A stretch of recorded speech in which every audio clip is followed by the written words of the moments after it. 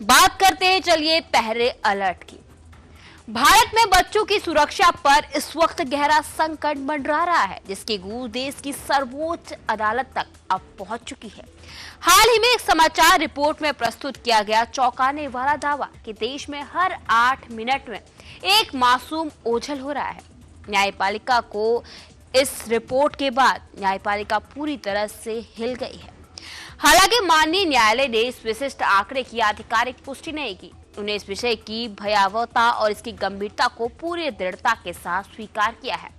शीर्ष अदालत ने इस स्थिति को एक राष्ट्रीय त्रासदी के रूप में देखा और केंद्र और राज्य सरकारों को स्पष्ट शब्दों में कहा कि अब केवल बातें नहीं बल्कि ठोस और तत्काल कार्रवाई की आवश्यकता है।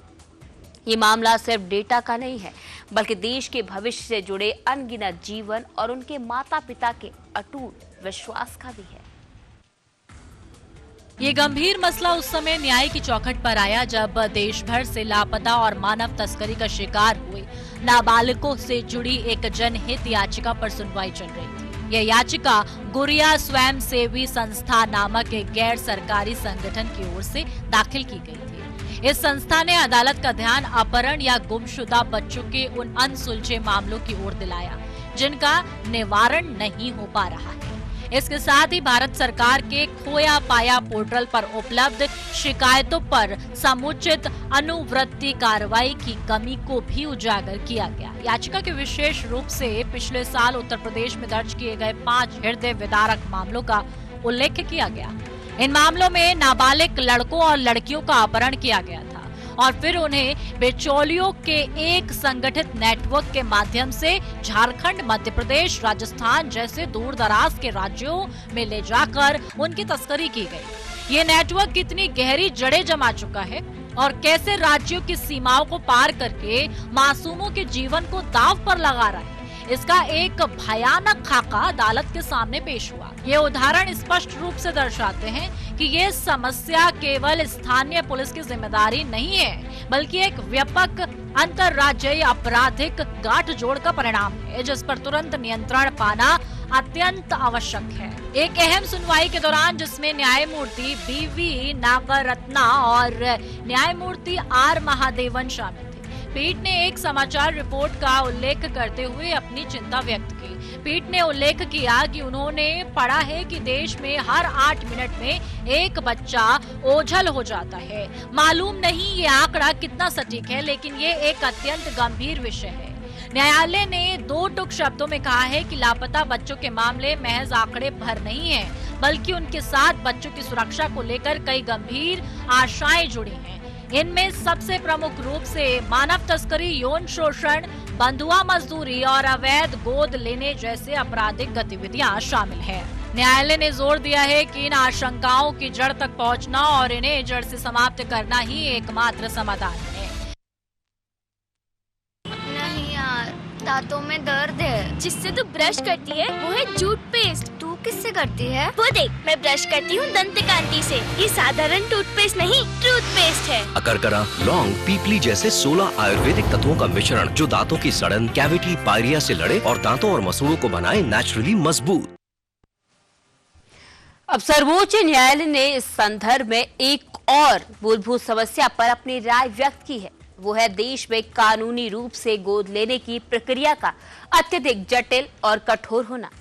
अदालत ने अवलोकन किया कि कानूनी प्रक्रियाओं के इस कठिन प्रकृति के कारण कई इच्छुक माता पिता अवैध रास्ते अपनाने के लिए विवश हो जाते हैं और यही मजबूरी बच्चों की तस्करी और अवैध दत्तक ग्रहण के खतरनाक नेटवर्क को फलने फूलने का अवसर देती है। कानूनी प्रक्रिया की जटिलता एक प्रकार से अप्रत्यक्ष रूप से आपराधिक तंत्र की सहायता कर रही है, जो समाज के लिए एक बड़ा विरोधाभास भी है। न्यायालय ने पूरी दृढ़ता के साथ इस बात पर बल दिया कि गोद लेने की प्रक्रिया को पूरी तरह से पारदर्शी, सरल और एक निश्चित समय सीमा के भीतर पूरा किया जाना चाहिए। इस सुधार का उद्देश्य स्पष्ट है। यदि वैध तरीका आसान और सुलभ होगा तो अवैध गतिविधियों की गुंजाइश अपने आप कम हो जाएगी। इस कदम से न केवल उन बच्चों को एक सुरक्षित और स्थायी घर मिल सकेगा जो अनाथ या बेसहारा हैं, बल्कि अवैध अडॉप्शन के नाम पर होने वाली तस्करी पर भी एक करारी चोट पड़ेगी। सुनवाई के दौरान केंद्र सरकार की ओर से स्पष्ट अतिरिक्त सॉलिसिटर जनरल ऐश्वर्या भाटी ने लापता बच्चों के मामलों की देखरेख के लिए एक राष्ट्रीय नोडल अधिकारी नियुक्त करने हेतु 6 सप्ताह का समय चाहा, परंतु शीर्ष अदालत ने इतनी लंबी अवधि देने से साफ इनकार कर दिया। न्यायालय ने स्पष्ट निर्देश दिए कि ऐसी गंभीर स्थिति में किसी भी प्रकार की देरी स्वीकार नहीं है। न्यायालय ने केंद्र सरकार को 9 दिसंबर तक राष्ट्रीय स्तर पर नोडल अधिकारी की नियुक्ति प्रक्रिया को पुनर् करने का निर्देश दिया, जिससे ये जाहिर हो गया है कि अदालत इस मामले की तत्कालिकता को कितनी गंभीरता से ले रही है। अदालत ने ये भी स्मरण दिलाया है कि उसने इससे पहले 14 अक्टूबर के अपने आदेश में भी केंद्र सरकार को महत्वपूर्ण निर्देश दिए थे। उन निर्देशों में ये बात शामिल थी कि सभी राज्यों और केंद्र शासित प्रदेशों में लापता बच्चों के मामलों की निगरानी के लिए एक नोडल अधिकारी की तैनाती की जाए। इसके अतिरिक्त इन नामित नोडल अधिकारियों के नाम और उनके संपर्क विवरण महिला एवं बाल विकास मंत्रालय के मिशन वात्सल्य पोर्टल पर अपलोड किए जाने के लिए कहे गए थे। इस प्रक्रिया के पीछे का विचार अत्यंत सुव्यवस्थित है। जैसे ही किसी बच्चे के लापता होने की सूचना मिलती है, वह जानकारी बिना किसी विलंब के संबंधित राज्य के नोडल अधिकारी तक तुरंत साझा की जाए। न्यायालय ने कहा था कि पोर्टल पर कोई भी गुमशुदगी की शिकायत दर्ज होती है, उस सूचना को तत्काल संबंधित नोडल अफसर के साथ साझा किया जाना अत्यंत आवश्यक है, ताकि खोज और बचाव अभियान में एक पल की भी देर ना हो। ये कदम सूचना के तुरंत प्रवाह और तुरंत प्रतिक्रिया को सुनिश्चित करने की दिशा में एक बड़ा प्रयास है।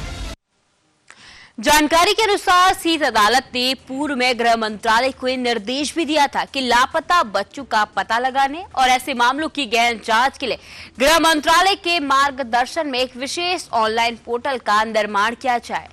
न्यायालय ने पाया कि विभिन्न राज्यों और केंद्र शासित प्रदेशों की पुलिस एजेंसियों के बीच समन्वय की एक गंभीर कमी है।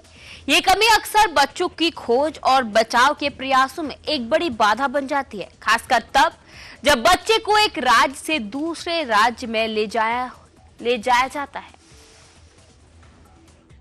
न्यायालय ने इस बात पर बल दिया कि प्रत्येक राज्य से एक समर्पित अधिकारी की नियुक्ति हो, जिसका कार्य केवल सूचनाओं का आदान प्रदान करना ही ना हो, बल्कि वह अपने क्षेत्र में गुमशुदगी से जुड़ी सभी शिकायतों का मुख्य प्रभावी भी हो। यह केंद्रीयकृत जिम्मेदारी सुनिश्चित करेगी कि प्रत्येक मामले की एक विशिष्ट अधिकारी द्वारा सक्रियता से निगरानी की जाए और अंतर्राज्यीय सहयोग में वृद्धि हो सके। अपनी समग्र टिप्पणी में अदालत ने बच्चों की सुरक्षा के व्यापक ढांचे पर विचार किया। उसने बेहतर कानून, एक मजबूत निगरानी प्रणाली, गोद लेने की प्रक्रिया का सरलीकरण और मामलों की नियमित समीक्षा की आवश्यकता पर जोर दिया। इन सभी तत्वों को व्यवस्थित और प्रभावी बनाने की जरूरत है, ताकि मानव तस्करी पर रोक लगे और लापता बच्चों की खोज एवं बचाव अभियान को एक नया बल मिले। सर्वोच्च न्यायालय ने राष्ट्र को एक स्पष्ट और असंदिग्ध संदेश दिया है कि न्यायालय ने ये दृढ़ता से व्यक्त किया कि यदि हर 8 मिनट में एक बच्चा ओझल होने का आंकड़ा वास्तविकता का थोड़ा भी करीब है, तो ये स्थिति देश के लिए अत्यंत भयावह है। इससे अब किसी भी कीमत पर टालना या नजरअंदाज करना संभव नहीं है।